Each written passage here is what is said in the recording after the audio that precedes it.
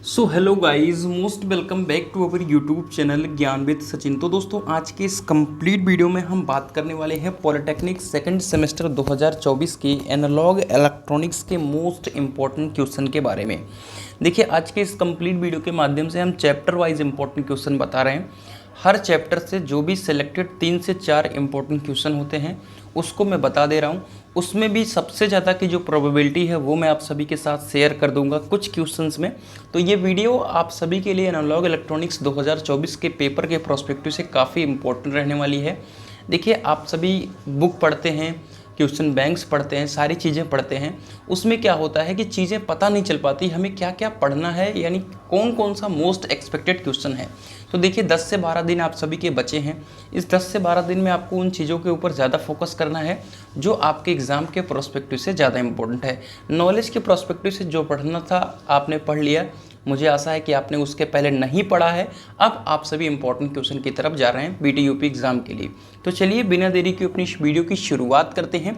उसके पहले मैं आप सभी को इन्फॉर्म कर दे रहा हूँ, ध्यान से सुन लीजिएगा, स्किप मत करिएगा।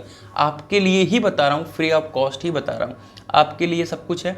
तो ध्यान से देखिएगा कि अगर आपने ज्ञान विद सचिन का मोबाइल एप्लीकेशन नहीं डाउनलोड किया तो डाउनलोड कर लीजिए। डाउनलोड करने का ये बेनिफिट है कि PYQ पेपर आपको 2018 से लेकर 2023 तक मैंने इस पर अवेलेबल करा दिए। ठीक है, तो आप सभी ज्ञान विद सचिन एप्लीकेशन को डाउनलोड कर लीजिए। बाकी आप सभी नोट्स की PDF को आप प्राप्त कर सकते हो पॉलिटेक्निक सेकंड सेमेस्टर के लिए। अगर आप 49 रुपीज़ में आप सभी को सभी सब्जेक्ट का नोट्स मिल जा रहा है तो आपके लिए वेल एंड गुड है। तो आप सभी डाउनलोड कीजिए एप्लीकेशन को और आप 49 रुपीज़ में ऑल सब्जेक्ट के नोट्स को प्राप्त कीजिए, बिल्कुल हिंदी में, जो कि मोस्ट एक्सपेक्टेड है आपके एग्ज़ाम के प्रोस्पेक्टिव से। तो आप सभी, कोई दिक्कत आएगी तो इस नंबर पे मैसेज या कॉल कर लेना, कोई दिक्कत नहीं आने वाली है। ठीक है, तो चलिए आप सभी एप्लीकेशन को डाउनलोड कीजिए और अपने नोट्स को धाकड़ तरीके से प्राप्त कीजिए। तो चलिए क्वेश्चन की तरफ आप सभी को लेकर के चलते हैं। तो एनालॉग इलेक्ट्रॉनिक्स के चैप्टर वाइज इंपॉर्टेंट क्वेश्चन में हमारा चैप्टर नंबर 1 है सेमीकंडक्टर डायोड। हो सकता है कि आप में थोड़ा सा बढ़ा चढ़ा कर सब्जेक्ट चैप्टर का नाम दिया हो। इसमें जो सबसे पहला और मोस्ट इम्पॉर्टेंट क्वेश्चन है वो है PN जंक्शन डायोड किसे कहते हैं और इसके BI अभिलक्षण को दिखाइए। ठीक है, दूसरा PN जंक्शन डायोड के फॉरवर्ड तथा रिवर्स बाइस का चित्र समझाइए। ये आप सभी के लिए काफ़ी इंपॉर्टेंट क्वेश्चन बन जाता है। अगला क्वेश्चन है पोटेंशियल बैरियर डिप्लीशन का संक्षिप्त वर्णन कीजिए। ठीक है, ये थोड़ा सा आप सभी के लिए उतना एक्सपेक्टेड नहीं हो सकता है, बट आपके एग्जाम के प्रोस्पेक्टिव से इंपॉर्टेंट हो सकता है। हाफ वेव रेक्टिफायर, ठीक है, और फुल वेव रेक्टिफायर, ये आप सभी अगर नहीं पढ़ते हैं तो आपके लिए दिक्कत वाली बात है, क्योंकि आपके अप्लाइड फिजिक्स सेकंड में भी आपको देखने को मिलने वाला है रेक्टिफायर। ठीक है, और आपको पता है कि PN जंक्शन डायोड आपके अप्लाइड फिजिक्स सेकंड में भी दिखने को मिल जाएगा। ठीक है, तो क्यों इसको हम स्किप करें? अगर यहाँ पर नहीं पूछा जा रहा है तो वहाँ पर पूछ लिया जाएगा। तो दोनों जगह में से एक जगह पूछा जाएगा। तो इसको प्लीज़ स्किप मत करिएगा, इस चैप्टर को ढंग से पढ़ लीजिएगा। आपका यहाँ से नंबर बने या फिजिक्स से नंबर बने, नंबर बनने से मतलब है ओवरऑल नंबर आपका बनना चाहिए। ठीक है, आपके अप्लाइड फिजिक्स में भी LED है। ठीक है, और Zener diode as a voltage regulator भी आप सभी को पढ़ना है। तो आप LED और जेनर डायोड को ज़रूर पढ़ लीजिएगा। ठीक है, अगला है जेनर ब्रेकडाउन क्या है, जेनर अभिलक्षण को ग्राफ 2 खींचिए। ये आपके लिए काफ़ी एक्सपेक्टेड है 2024 के प्रोस्पेक्टिव से। ठीक है, इस बात का ध्यान रखें। अगला हमारा चैप्टर है बाइपोलर ट्रांजिस्टर। ठीक है, ट्रांजिस्टर क्या है, ट्रांजिस्टर के विभिन्न कॉन्फ़िगरेशन की व्याख्या कीजिए, उनकी आवश्यकता को समझाइए। अप्लाइड फिजिक्स सेकंड का मोस्ट इंपॉर्टेंट क्वेश्चन है ये, ध्यान दीजिएगा इस बात का।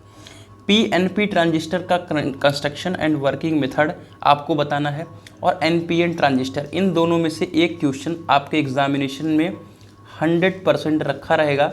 अब वो चाहे अप्लाइड फिजिक्स सेकंड में हो या आपके एनालॉग इलेक्ट्रॉनिक्स में हो, इस बात का ध्यान दीजिएगा। ठीक है, चलिए अगला हमारा है ट्रांजिस्टर बाइजिंग एंड स्टेबलाइजेशन। ठीक है, ट्रांजिस्टर की बाइसिंग से आप क्या समझते हैं, इनकी क्या आवश्यकता है। ठीक है, अब ट्रांजिस्टर के विभिन्न बाइस परिपथ के नाम बताइए। ठीक है, आप स्वतः बायस परिपथ में बायस स्थायीकरण कैसे प्राप्त किया जाता है, ठीक है, इसको बताना है।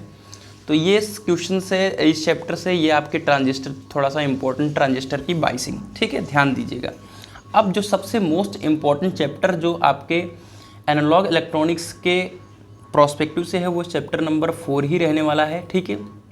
Single stage transistor amplifier, amplifier का क्लासिफिकेशन है सिंगल स्टेज एम्पलीफायर पर शॉर्ट नोट बताइए, ठीक है। ये बहुत ज़्यादा पूछा जाने वाला क्वेश्चन है।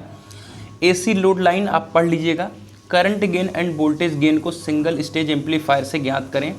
एसी लोड लाइन तथा डीसी लोड लाइन में अंतर स्पष्ट कीजिए और आपका एच पैरामीटर पर संक्षिप्त टिप्पणी कीजिए। देखिए बहुत सारे एक्सपेक्टेड क्वेश्चन हैं जिसमें से आप सभी से AC load line DC load line पे अंतर भी पूछा जा सकता है, ठीक है।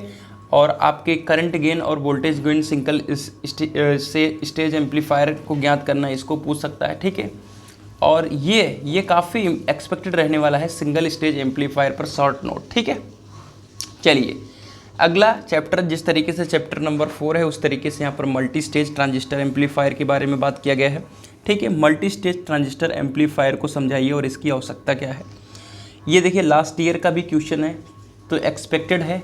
फिलहाल लास्ट ईयर पूछा गया है तो चांसेस कम रहते हैं, इसलिए मैं अपनी स्ट्रेटजी फिट करके रखता हूँ कि जो लास्ट ईयर क्वेश्चन है अगर वो पिछले 2 सालों में नहीं आए हैं और लास्ट ईयर आए हैं तो इस बार के लिए जो चांसेस रहते हैं वो कम रहते हैं, ठीक है। लेकिन जो लगातार रिपीटेड क्वेश्चन होता है उसको हम कंसीडर कर लेते हैं। आरसी कपल्ड एम्पलीफायर का voltage gain, current gain, power gain का वर्णन करें, ठीक है।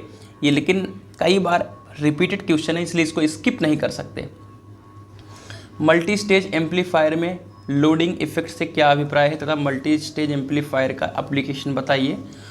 तो इसको आप डेफिनेटली पढ़ लेना और फिर ये आपके लिए मैं 5 मार्क्स कर देता हूँ यहाँ पर, ठीक है। 5 मार्क्स कर देता हूँ, 5 स्टार लगा देता हूँ कि ट्रांसफार्मर कपल्ड एम्पलीफायर की कार्य प्रणाली का समझाइए तथा अनुप्रयोग लिखिए। तो इसको भैया अच्छे से पढ़ लेना।